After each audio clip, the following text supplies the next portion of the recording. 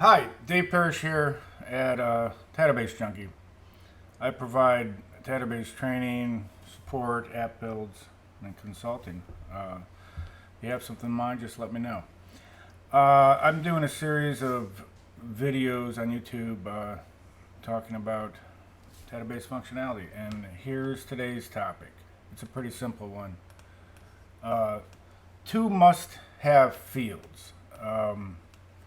This is sort of best practice for any of your tables, especially tables where you accumulate a lot of records. So I'll be back in a minute to go through those.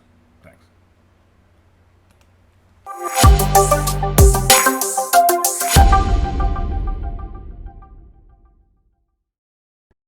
Hey, I'm back.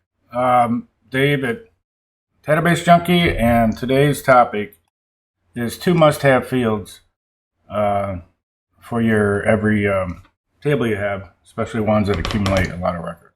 This will be a quick video, but this is sort of best practice, at least that I follow. Here they are. One is auto increment. It's a great field. It assigns a unique number to every single record when it's created. The second one, and to create that, you just create an auto increment field, and it does what it does. It starts at 1 and keeps going. And even if you delete something, that'll be deleted forever. It won't use it again. It assures all your records have a unique ID that's visible to you. The second one is date created. So to do that, date created, you open it up, and you're going to set it when the record's created to the current date.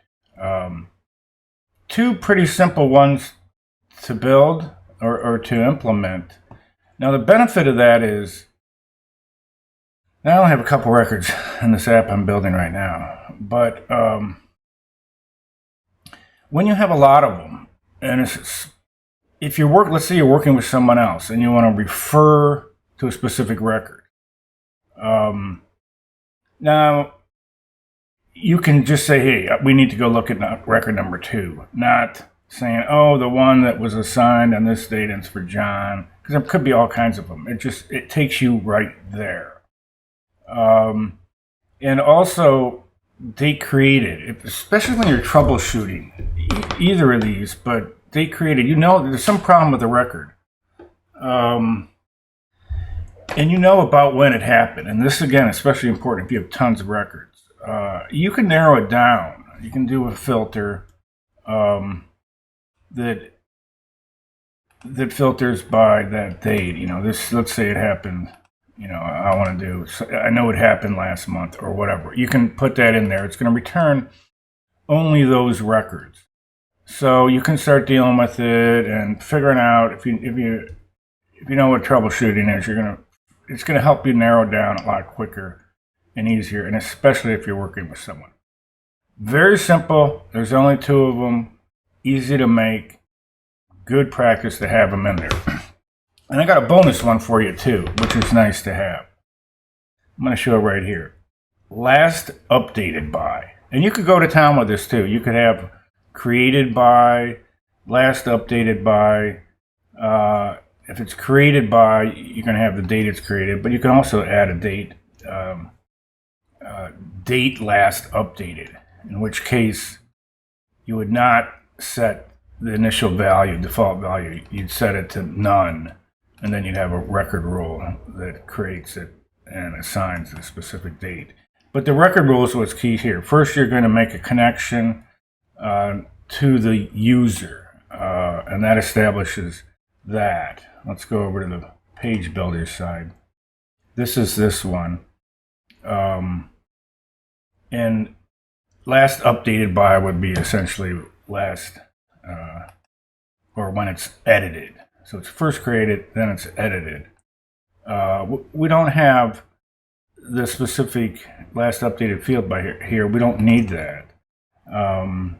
You're going to set a form rule, a record rule, and here's what that is.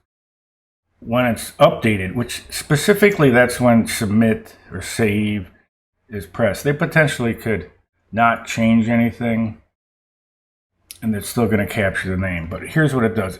When it's saved, you're going to tell it to update this record upon submission, and you're going to set the last updated by to whoever's logged in. So it's going to capture it automatically. Now, clearly you need to have logged in functionality on that page, but that's typical. So I'm just going to go to the app and do one. I'm going to edit. So here's one that was created. It doesn't have a last updated yet because it hasn't been updated, but let's just do this. I'm going to save it. There it is. It captured me who's logged in.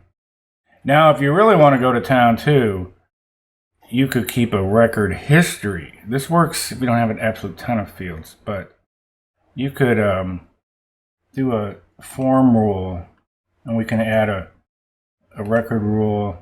We can add another one that inserts a connected record. Now, I don't have it set up like this, but you'd have back in your data field. Here, let me get out of this.